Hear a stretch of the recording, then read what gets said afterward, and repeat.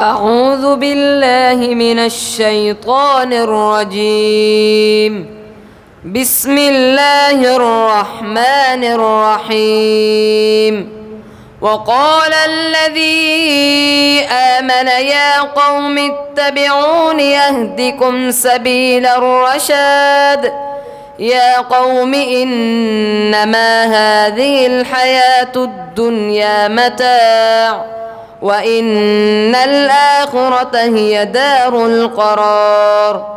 من عمل سيئة فلا يجزى إلا مثلها ومن عمل صالحا من ذكر أو أنثى وهو مؤمن فأولئك يدخلون الجنة يرزقون فيها بغير حساب.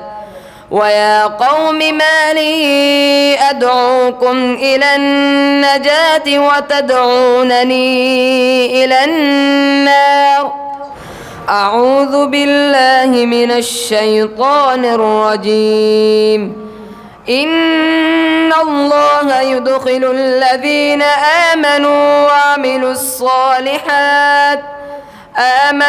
وعملوا الصالحات جنات تجري من تحتها الأنهار والذين كفروا يتمتعون ويأكلون كما تأكل الأنعام والنار مثوى لهم.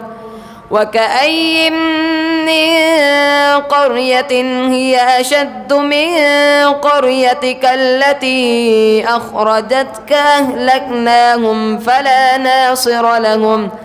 أفمن كان على بينة من ربه كمن زين له سوء عمله واتبعوا أهواءهم